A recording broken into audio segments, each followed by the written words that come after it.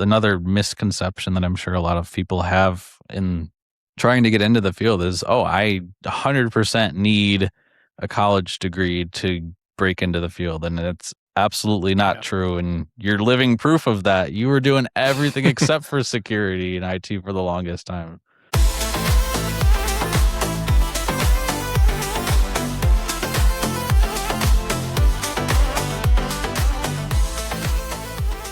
Welcome to the Security Sandbox, where we're going to be talking about cybersecurity as it actually happens.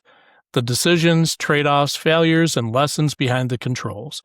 My name is Chris. This is our show co-host, Phil. In this first episode, we're going to introduce ourselves and talk about the very different paths that brought us into cybersecurity and explain what we want this show to become. We don't want this show built around buzzwords and promises of an easy path into the industry. We want to have honest conversations about cybersecurity work, the problems practitioners face, and the reality behind the tools, policies, and controls. So, Phil, let's start at the beginning and find out a little bit more about you. All right. So let's start at the beginning. What was the very first hook for you to get into technology and specifically security? Yeah, so actually it was kind of accidental, in all honesty. As a kid, I didn't really know what I wanted to do, and I'm kind of going to attribute the jump into security to my parents. As a kid, I was an avid gamer, playing Xbox and PlayStation and all that good stuff. So when it was time to, start looking for schools, I just still had no idea what I wanted to do. I thought originally I wanted to go into, the computer science field. So I started looking for schools that had that as a major. I landed on, I picked the school that I ended up going to was St. Bonaventure University. And it was just kind of by sheer chance that as I was enrolling, I saw that they had this really new and really cool looking major called cybersecurity. So I'm like, oh, hey, that sounds really cool. I'm going to pivot from computer science, and the rest was history. I enrolled in that major and, completed my 4-year degree there, graduated in 2020, and during the pandemic, went back right after and, got my master's. It was an online program. And yeah, while I was doing my master's, I ended up, working in IT. One big misconception was the fact that, my professors, as I was going through my undergrad, told me, hey, you're going to have a job right out of college. You're going to be you'll be instantly in the field. And I quickly learned fast food. Yes, yeah, exactly. I quickly learned that wasn't the case. I think the pandemic might have been a factor in that. And then on top of that, I quickly learned that the field of cyber is extremely, extremely competitive. Still is to this day. So yeah, after graduating, I ended up searching for cybersecurity jobs for God knows how long. I wasn't having much luck, so I ended up, then pivoting and searching for, IT jobs, anything in IT, help desk. Eventually, I ended up landing a help desk job at a real estate development company, basically doing your standard help desk support, IT support stuff. They knew I had my security background, obviously, from my interview. So they kind of said, here's our antivirus, go in and do really what you want with it. But your main job is going to be, you're on the help desk, processing tickets. So I did that for about 3 years or so. And then I decided, hey, I went to school for cyber. I want to go pivot into the field of cyber. And so I started looking for jobs again. The competitiveness of the field still did not dwindle. I was searching for close to a year until I found my current role as an information security analyst at a financial services company. And here we are. So, what was your takeaway? I mean, it sounds like, and you and I have talked about this quite a bit extensively, both sharing both of our journeys. What's a takeaway that you kind of surprised you? Was it the length of time it took to land a job in cyber, or was it anything in the coursework? Anything you want to share about that? I definitely want to say it was the length of time it took to get into the role and, just the sheer competitiveness, especially from, what I was hearing, not just from my professors, but from professors at other schools as well, saying, hey, this is a new up and coming field. There's a shortage of 2 million jobs, and you're going to instantly get hired by a Fortune 500 company, you know, right out of school. And it just wasn't the case. And what kind of things did you do to kind of help your skill set in between you're taking your classes, you're doing your masters? Was there anything you worked on personally? Did you have a home lab? Did you do hack the box, anything like that? Yeah, absolutely. So I will actually back up to my junior year of my undergrad. My first real taste of the field was my internship. Um, Undergrad, junior year, all of us had a requirement to do a summer internship. So I did an internship with an offensive security company right in town, and I did that for a couple months. And that was a really, really fun experience and really valuable experience, seeing what a day to day is for an information security professional, specifically on the offensive side of the house. I mean, I'm now working on the defensive side, the blue team side, but it was kind of nice to see both perspectives. And that kind of showed me, hey, I don't know if I really think the red team side of the house is cool. And I love doing this stuff. And it's also, it was a lot more, I guess, I think eye-opening would be the right word, but it really kind of showed me that, hey, this is really cool, but I think I want to be a defender. So I had that. Basically that was a lot of, pen test overseeing and assisting with engagements there, doing a lot of open source intelligence or OSINT gathering and just working with experts, alongside me during that. And then part two of that was after school. I did have, and I still do have, a home lab. I have this old Windows 10 computer that I purchased during school that I can't even update anymore, but it serves as a great home lab machine. So I spun up a bunch of, VMs on there and built my own Active Directory environment and set up my own SIM with Elastic. So basically, yeah, just a lot of tinkering. Took a lot of free courses online. Well, not free courses, but there are free courses out there, and we'll get into that shortly. But took a lot of independent courses just to kind of, teach myself, more about the field. Another misconception is I can't get a job because I don't have the experience. Nobody will hire me. Well, I was getting that too when I was looking for, jobs in the field. They were requiring, X amount of years of experience, or they wanted you to have this particular skill set. And, I, at some point in the journey, I was, started getting a bit frustrated. And it's like, how am I supposed to, learn this stuff if I can't get a job? And then it hit me. Just teach yourself. Just build your own environment. Just take some courses and teach yourself. And, that's what I did.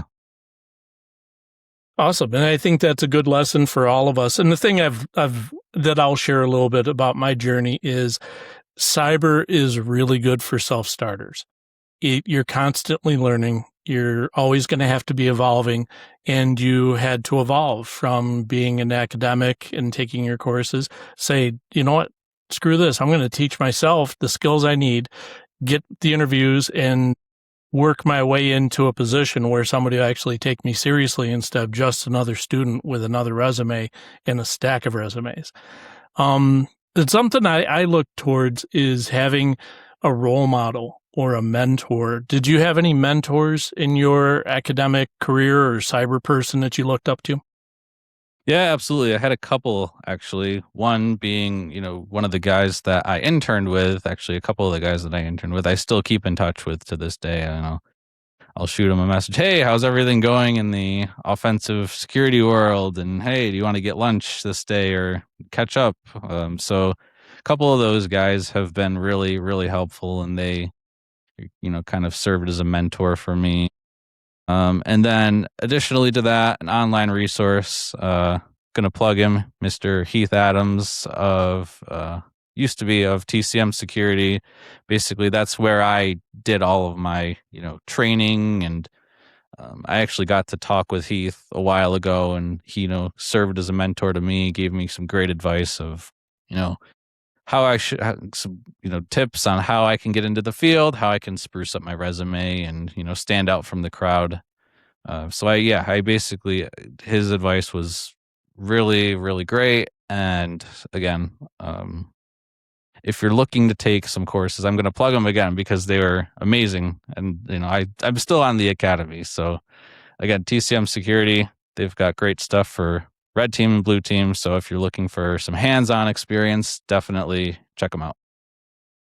And the thing I like about there's a lot of courses out there. There's a lot of YouTube videos. There's a lot of Professor Messers and people like that offering all kinds of expertise, and they're all really, really good.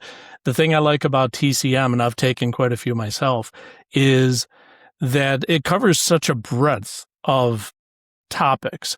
And that's the thing about cybersecurity is you're not just going to be looking at red team or blue team or network or Active Directory. You can kind of pick and choose, and you can assess your own weak spots and say, I really don't know much about this. Let me go into it. And that's one thing I really enjoy. What was your favorite lesson in TCM that you enjoyed? So really quickly, I'm going to go back, and that's another, misconception that I think some people may have. It's not just red team or blue team. That's a great point that you bring up. Okay, there's blue team, there's, forensics, there's detection engineering, there's whatever. Red team, there's, physical security, there's pen testing. It's not just a red team or blue team. And I think that's important to know, especially if you're one of those listeners going through college and trying to say, hey, do I want to do a red team role or do I want to be a blue team role? There's essentially subfields. So I just wanted to throw that in there. It's almost like, when we think of cyber, we think of Mr. Robot, or we think of a movie where there's hackers, and it's always that red team or that offensive break through the firewall, get into the mainframe, break into the server, and after a couple keystrokes, they're in. But that's nothing like reality. Would you agree? Absolutely. It's not just, I'm not sitting at work with a hoodie. I'm not sitting at work with a hoodie and shades, and it's not like that at all. That's very, very Hollywood hacker right there. Yeah, it is.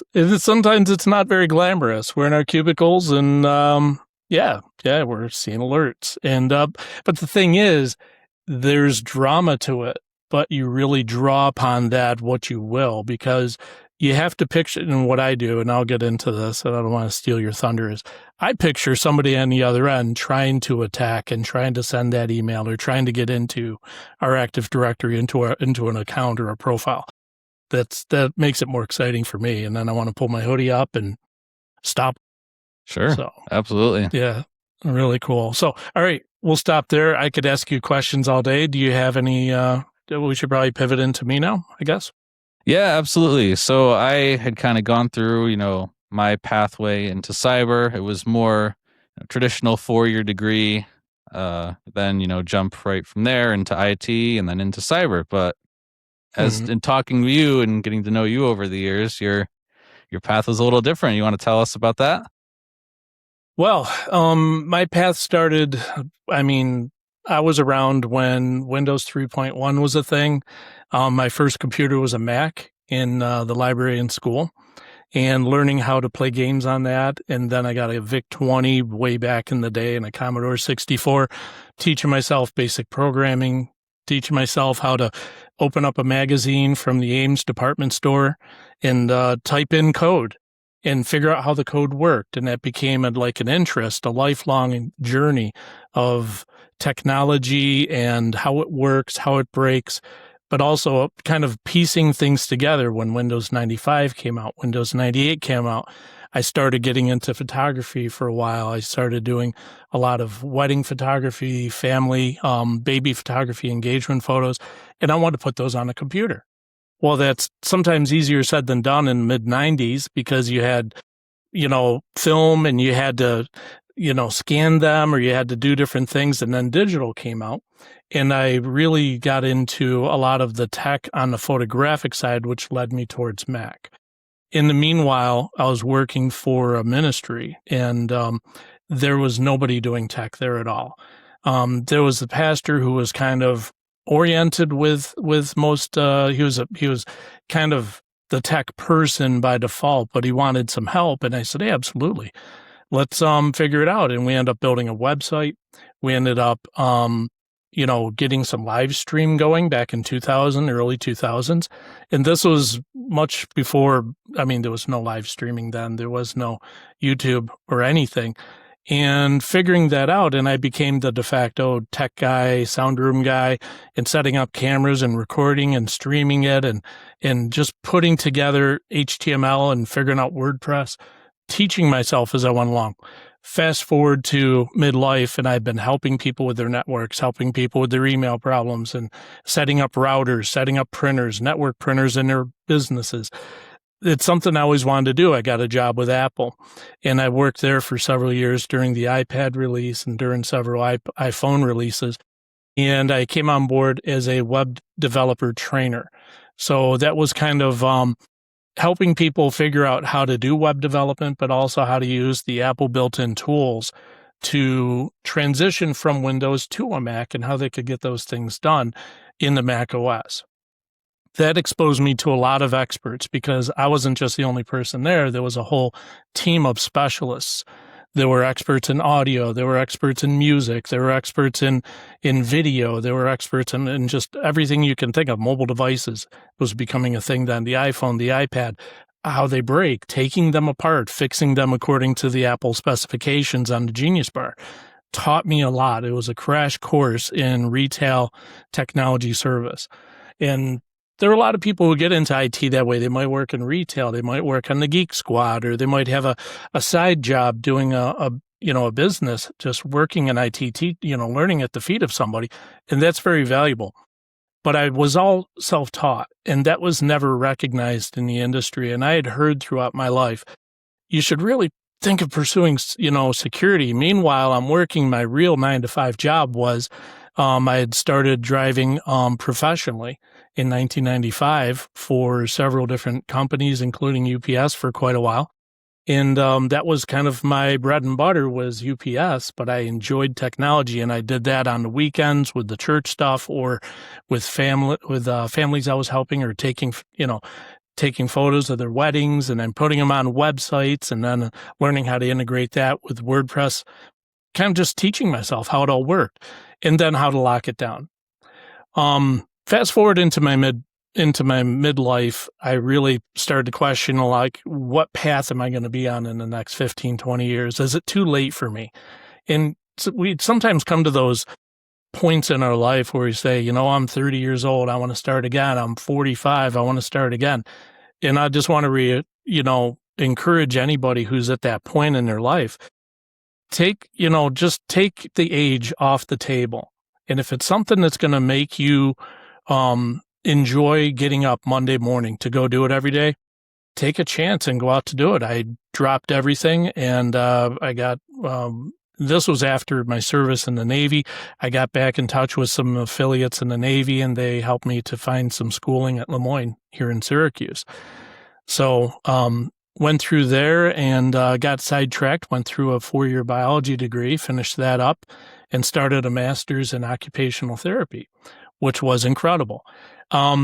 Now, what does that have to do with technology? While I was in those courses, I was looking at the microscopes. I was looking at the lab equipment. I was looking at how they were analyzing cell structure. And then in grad school, I was looking at the programs that people with disabilities could benefit from.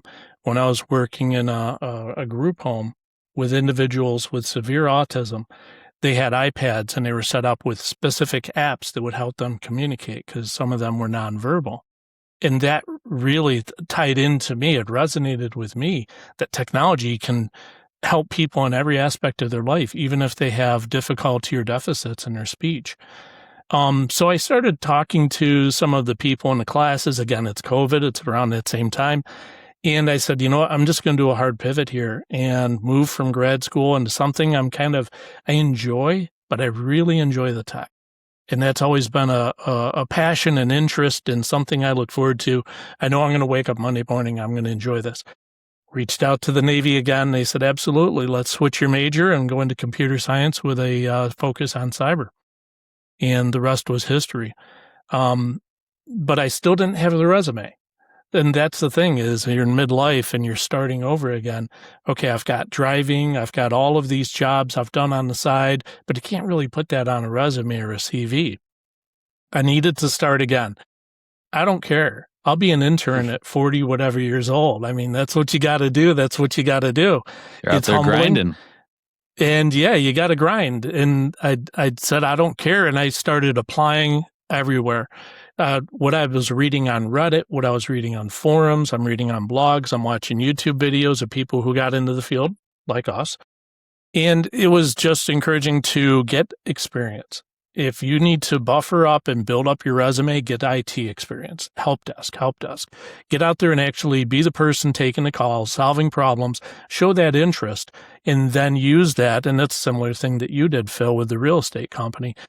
You know, resetting passwords and helping set up computers and troubleshooting network things. And you learn so much with that. And then you transition into cyber. And that's where I ended up doing is I got an internship, started at the bottom, and I was running with a financial services company, helping at bank branches. I was helping in the network closet once in a while. I was helping with an acquisition of another bank, which ended up being another 10 branches. They needed thin clients. They needed Citrix set up and all the nuts and bolts. And I was just having the time of my life, but it wasn't where I wanted to be. And then the application or the position came up on an HR email, information security analyst. Thought about it in that hesitation, you know, you always kind of second guess yourself. Is this definitely something I want to pivot to, or am I enjoying what I'm doing now? And I was enjoying tech. I mean, I love technology. I love Mac, Linux, Windows. I love troubleshooting. I love figuring out why it's broken, how to fix it, but also why it's vulnerable. And that was kind of putting me over the edge and said, you know what? I know the manager. Let me give him a call. And he said, no, absolutely. We could probably do an interview if you go ahead and get a hold of HR and let's see if they'll open it up for you and you can get your application. And sent my resume up and the rest was history. We did an interview and I was thrilled to be accepted on the team as an entry-level analyst. And yeah, just went from there. And the thing is, the real security feeling when you get into that role and you're doing rotation, because this was a smaller and mid-sized bank, you know, there's a rotation in phishing and you're looking at phishing emails that are being reported to you for a duration. Then you have a rotation into the SIM and those types of alerts and what's coming through from your data sources. What's going on in the background that users don't even see. And the admins and IT may not even see, but we see it and we need to sound the alarm. Or is this no big deal? This is just another benign thing that happens in our environment and don't worry about it. That taught me to gauge compared to Hollywood. Hollywood, you know, like you said, you got the hoodie, you got the glasses on and you're hacking into the firewall and nothing at all like reality. In a modern financial services company, there are tactics, techniques, and procedures, things that they do, which is kind of, you know, they try and try again. And it's different entities all over the world. And that fascinated me. it really got my interest, whether it was a SIM detection in the environment on a domain controller, on an endpoint, a computer, or if it was somebody clicked a malicious email and they did put in their password and they did follow through and possibly compromise themselves. What do we do next? How do we lock this down? How do we shut down the bad guys from stealing their entire, our archive of email and contacts and everything, all that juicy data? So there was always this gauged response, and that's where I leaned to. My mentor was our manager, the one that I reached out to, who said, you need to apply. You need to just give it a shot, because I was second guessing myself. And I tell him to this day, you're the person I look up to, because, and I hope to have him on, and we both hope to have him on for an interview, to discuss his journey. He's such a funny, a bright, seasoned professional in the industry, but he's also personable. And that's one of the things I really enjoy working for him, is the way that he responds to real world situations with a bit of humor. And then, well, we can do A, B, or C. And you know what? Which do you think is right? And I'd say, well, I think that we should probably do this, but I didn't want to do it until I checked with you and we made that call. And he says, absolutely. I think that's what we need to do. So, all right, we're on it. And also our CISO. He's also an inspiration with his journey, and I hope that we can have him on maybe someday as well. So, but that was kind of the reality of security in my experience. And there's a lot of things that I have found interest in and specialized in. There's a lot of things that you have found interest in and specialized in. We'll get into those. But yeah, that's kind of where I'm at right now, without going too deep in the weeds. Yeah, I really enjoy hearing your story. And the first time I heard about it, it was eye opening, because another misconception that I'm sure a lot of people have in trying to get into the field is, oh, I 100% need a college degree to break into the field. And it's absolutely not true. And you're living proof of that. You were doing everything except for security and IT for the longest time. Yeah. So your story just shows you don't have to have any background in IT or security really to make it into the field, as long as you're, passionate about what you're doing and you're dedicated and you put the work in. I mean, anybody can get into the field. And that's something I really enjoy about this field is, when you get into it, and this is the blue team perspective, the defense at a FinServ company, that there's going to be opportunities that come up. And as you get into security or IT, you got to put yourself out there. You got to have drive, because nobody is going to open the door and say, hey, your resume was found kicking around on a desk somewhere and we'd really love to have you. No, it's going to be the person who's got a lab, who's doing the courses, who's doing Hack the Box and doing all the self journey stuff that they need to get them to that point where it's a natural conversation to talk about security, because they enjoy it so much. And they can say, yeah, because of A, B, C, and D, even if it does have a master's degree behind it. And that does lend a lot of credibility. There's nothing wrong with the traditional path. But coming from where I was going into biology. I thought I might want to go into medicine in my midlife redirect. I thought maybe I want to become a PA. Maybe I want to go and become an NP. Maybe I want to be a PT, get into physical therapy. My wife works at the VA hospital, so I had a lot of encouragement and support to go that direction. At the end of the day, though, none of that mattered at all. You know what did matter, though, was the drive to try something new, but also the problem-solving skills. In medicine, they teach you an analytical process of evidence-based, theories and diagnoses. So when you are running through someone's, symptoms for different things, and you're looking at lab results, or you're looking at just conversations with them about what's happening in their health, you don't just draw a conclusion, because you could make a serious grave error just based on your own biases and your dispositions or assumptions. The thing is also with security, you can't just draw a conclusion and say this is a malicious attack. It might be, but do you have the evidence to back that up? And evidence-based conclusions are at the bottom of what we do every day. They have to be. And one of my favorite sayings, and I'll stop my TED Talk, I'm going on and on here, is logs never lie. There are a lot of things Great that saying. alerts can say, detections can say, whether it's coming from one console with email or endpoint detection for user activity or cloud security. I mean, logs never lie. And we can draw assumptions based on the title of the alert and say, this happened. Well, I need to look into the logs. I need to actually look at the details of the event. And I hope we were able to dive into some of the tools and the way that they present that data, how it's good, and also how it kind of sucks. Because there's a lot of room for improvements in our field. Absolutely, yeah, for sure.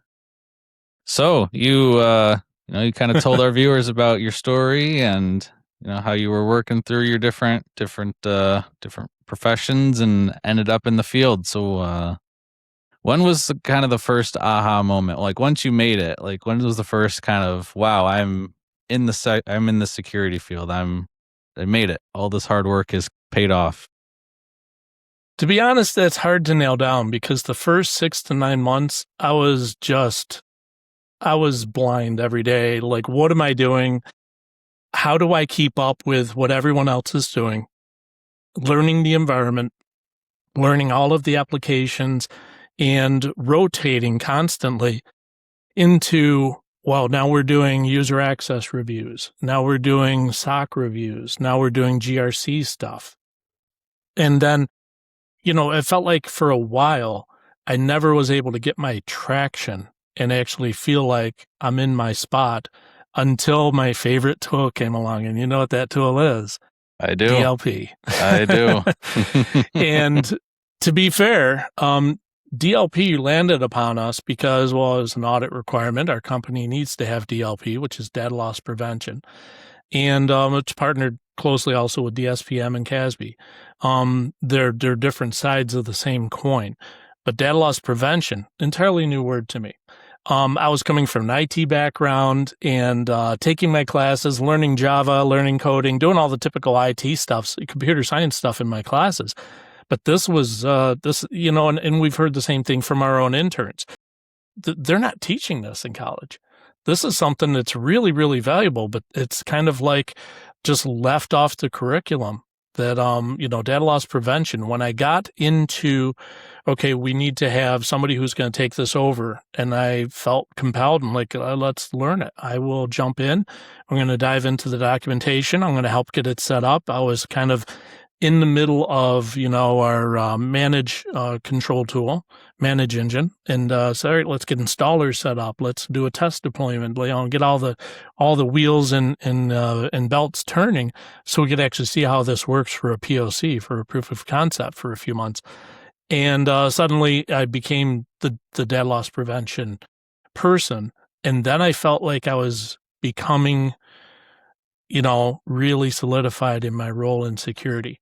And it's developed from there. You don't just stop there because you get into the engineering of how the tool works. You get into the prevention, the detection policies, when things break, trying to figure out why it's not working right. But, a lot of things in security, you can be an analyst.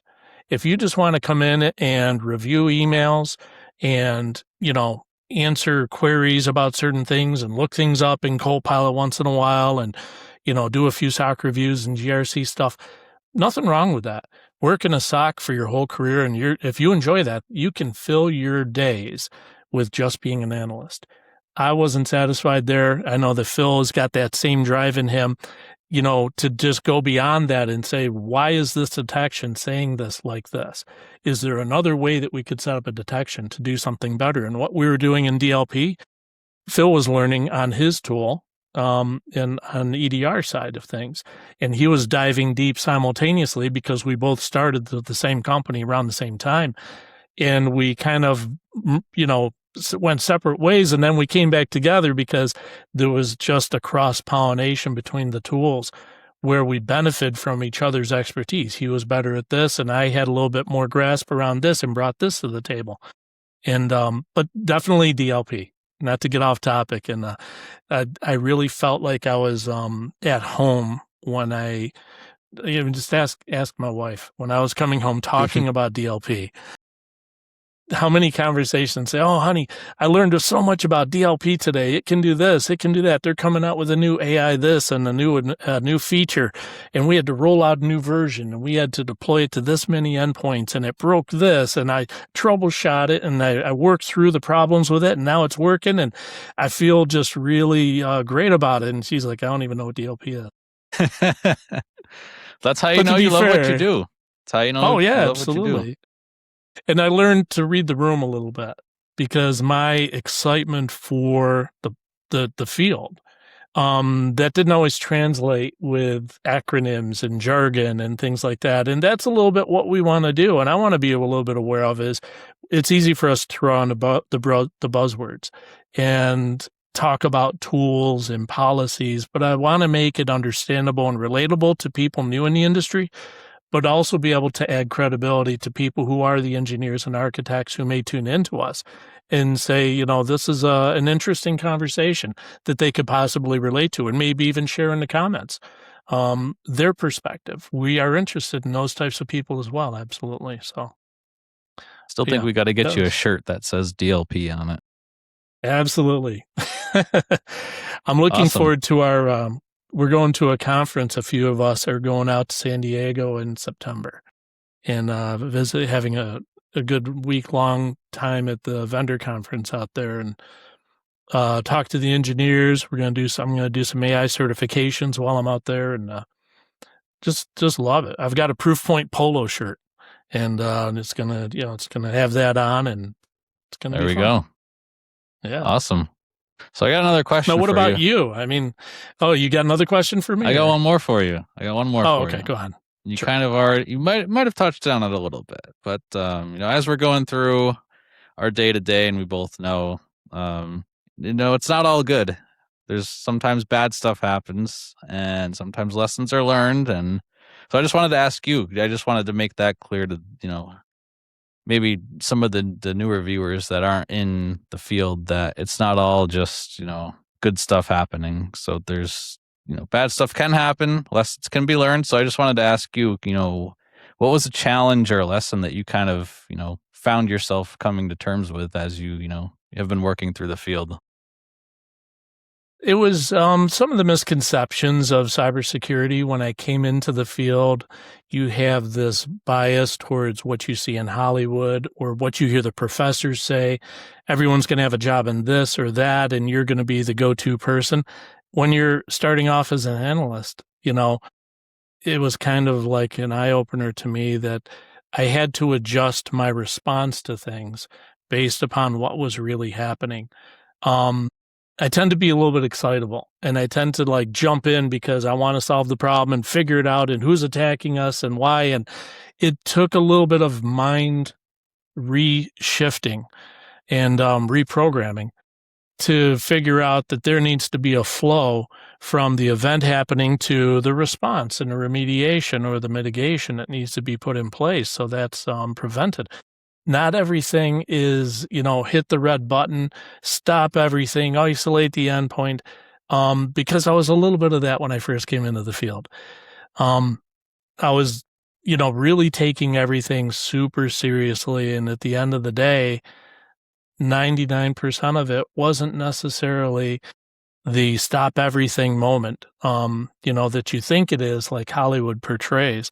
And, doing extensive write-ups. That's one thing I'm still working on is, gathering so much data and details and learning to read the room for the event write-up or the closing notes or a summary to our executive, CISO or the manager, just what needs to be covered. What happened? When did it happen? What was the exposure, if there was any? 1, 2, 3, and then a summary. What do you propose? I propose we do this. I propose we do this. And that's it. Not get into IP addresses and domains and proxies and VPNs and data centers. And because all that's fascinating to me, that doesn't mean that it's not interesting. It's not uninteresting to them. They don't have bandwidth to handle that. Right, they're in sure. their own sphere, right, of meetings and decisions and policy, determinations at a higher level. They don't need me coming at them with a laundry list of an event. And I learned that I've got to scale things back. And I'm sometimes still a little bit like that, but I learned to not just, word vomit a lot of event details like this, this, and this, and that's what we have. And that where we're going to go from here, I think we should do this. And And that's a good way to go.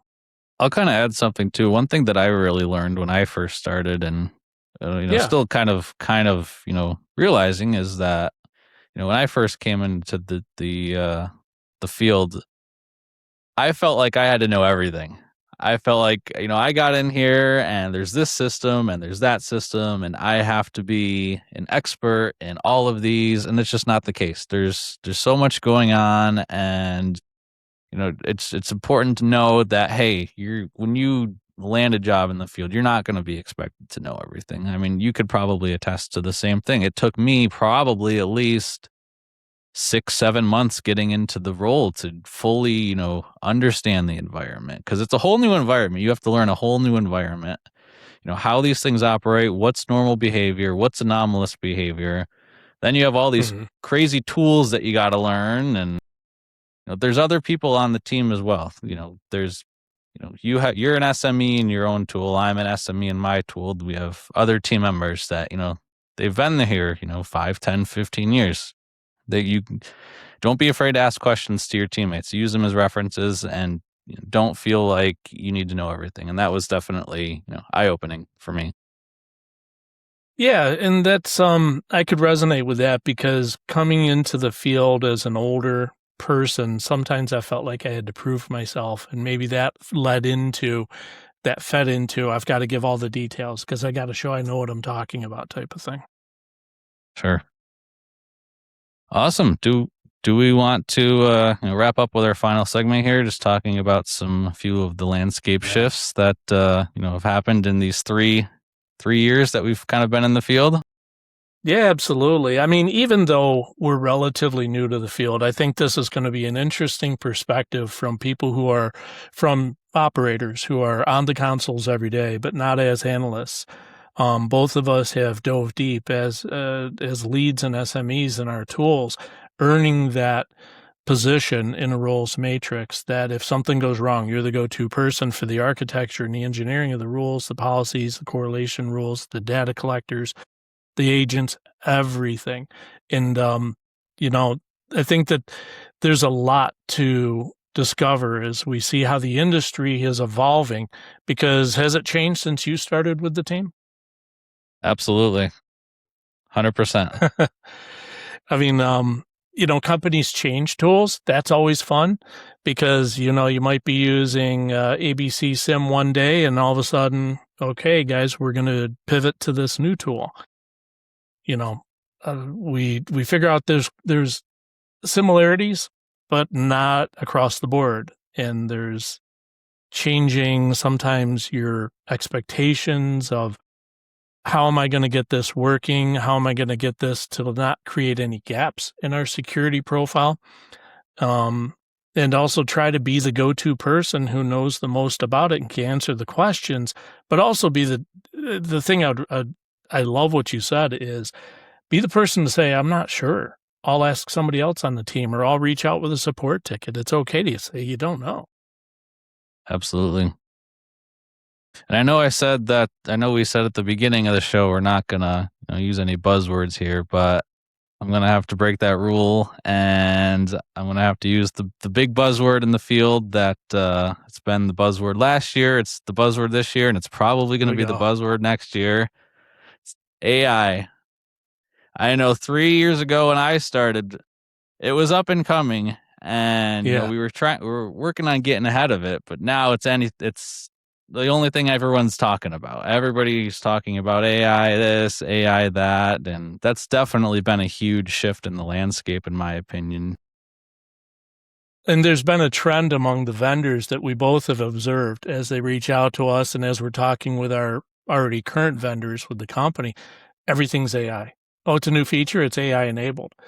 Oh, it's exhausting because when you pull back the covers and you look at what they're actually offering, it's like this is this is a new workflow. It's an automation. It's not necessarily AI. Maybe there's some machine learning going on there, but they put AI within the feature set or the name of the tool, and that gets those purchase contracts going. And we'd like to, Hmm. remove the myth from some of those things, because AI has its place. Now there's sandboxes, not to coin a phrase. There's sandboxes in my personal life where I will use AI in a different way than I do in the workplace. And I see how AI is used against us.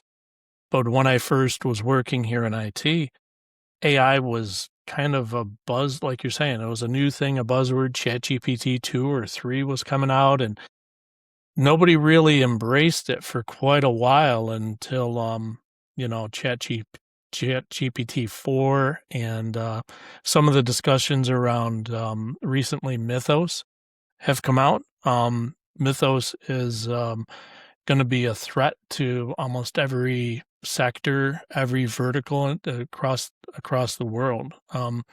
You could be working in IoT, you could be working in industrial complex, you could be working in financial services, insurance, banking, government. That Mythos is going to be impacting, and some of those things, as far as AI threats to companies to actually infiltrate previously unknown exploits and vulnerabilities. That's a huge risk that we're dealing with now. How And about now you? we're and now we're Yeah. reading about stuff that I actually never thought I would hear, and it's quite terrifying. The Jade Puffer AI, where it is, it's fully autonomous. It's carrying out attacks with no human moderation or intervention. I don't know. That to me is pretty terrifying. Yeah. And it's going to be the perfect storm. There's a lot of I think there's a lot of cultural distrust around technology. There are people who are diehard. They don't want anything to do with technology. They don't want anything to do with AI, and I respect that. But the thing is, we can't bury our heads, especially in our industry, but also our personal life. With things like with the tool you're saying, that we have to understand how they work, and as the defense side, whether it's CrowdStrike or your EDR of choice or Proofpoint to detect user activity engaging with these threats, we have to be fluid, and that's an exciting aspect of our industry, is that nothing really stays the same. Even over the past 6 months, I've had to reframe how I look at risks by email and user risks. Whether it's insider threat or actual accidental clicking on an email, they are much they have much more potential impact these days than they did even a year ago. A year ago, they might get your password, or they might, get some sort of initial access. But what we're seeing today, and what Phil has been working on with some of the CrowdStrike rules and testing and integrating some of those in our environment, companies are having to step up in real time across Entra, Microsoft 365, or endpoint security, detecting whether it's OAuth tokens or replay tokens, primary refresh tokens. This is getting into, and some of it's not new. It just has a new face, but it's AI enabled, where it's happening so quickly, we can't even keep up with what happened when, and we have to go back to the logs and actually try to track. I think that's a really good point too, because the whole point and premise of 6 months, a year, 5 years from now, it's nothing's going to be the same in this field. I mean, looking back, kind of going back to my story and the college path, there's a lot of stuff that's being taught, in my opinion, that it's just obsolete now. It's not relevant. And kind of going back, one thing that I really enjoyed about my program that I went through was that they weren't there teaching us what X tool was or what Y tool was, because frankly, they're not even going to, there's probably 10 other tools at this point from 5 years ago that are better. And, those tools might not exist anymore. Whereas when I was going through, they were more so teaching us, this is a concept, this is how this works, this is how Y works. I mean, we weren't getting into very specific things. This is an overview of forensics. This is how you set up a SIM, just stuff like that. So it's a really good point to call out, is that even from a year ago, there's so much that's been, shifting and changing in the industry.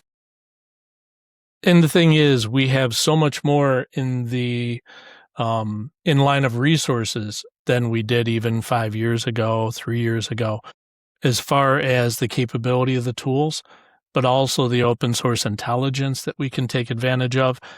We are able to, pinpoint things very quickly. As soon as there's an event, as long as we have our tools and lined up and everything's working in tip-top shape, we're on top of when an event happens, and we're able to, it's not going to take very long as the tool reports it in a timely manner. That is probably one of the biggest gaps that I think most of these tools struggle with, and we'll get into that, is where things fail. And we're going to have some really honest conversations that, without exposing vulnerabilities, there's just a real-time lag between event detection and response that needs to be tightened up. And doesn't matter if it's, vulnerability management. When a scan is done, we need to install these patches. These are presently, they're in the wild right now, and they're active exploits. And we didn't know about it 2 days ago, but it needs to be patched now. And our SLA for a 30-day install or patch is not feasible in this environment anymore. Or in the real-time response of emails being clicked.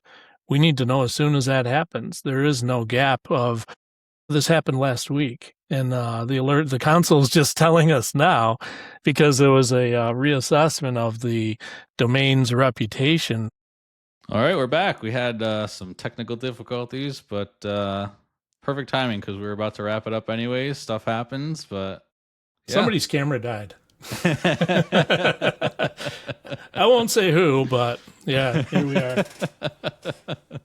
Hey, stuff happens. That's okay. At least this isn't live this time. Yes. But that's exciting, and I'm excited about this show because not that we are experts in everything. Oh my goodness. There's architects and engineers out there who could talk loops around us for days. But there's also people in our position in the field. And, sometimes you just have to be real with people, and we want to be real with you. We want you to ask us questions. We want you to engage with us. So as Phil's going to mention, like, subscribe, and all of that, but we want your comments. We want to see you engage with us. Comments on YouTube and the rest. Phil, what do you think? Yes, yeah, we want to definitely, if you're in the field, we'd love to hear your story about how you got into the field. If you're not in the field, or if you're, up and coming, just feel free to ask us anything, and we'll be happy to answer. This podcast is going to be on Apple Podcasts. We're going to be on Spotify. We're going to be on YouTube. You can go to thesecuritysandbox.com to get all of our socials. We're on TikTok. We're on X. We're on Instagram. Obviously, we're on YouTube. One other thing quickly to mention before we end is that first couple of episodes are going to be, just us kind of getting into the swing of things here, hosting a show, but we are interested in having some guests on when we have some potential guests lined up. So looking forward to that as well. Yeah, I think we got a couple potential, guests that are going to really be interesting. I think it's going to be interesting also to see their perspective off the direction that this field is going. Because we talked a little bit about where we came in and how much things have changed in just even the past 6 months. But, hear those fortune teller get out their crystal ball and see what they think that the industry is going to look like in 5 years. There's post-quantum computing coming up. There's AI, which is a constant threat that's evolving constantly. But we also get some guests who are some of the old hackers from back in the day. And if we can get some of them on and discuss, some of the old school hacking techniques, and maybe they have a little bit of a history, that could be a lot of fun. For sure, for sure. So, Well, all right. Thank you. Thank you everyone for tuning in, and hope to catch you in the next one. That's good. Catch you next time.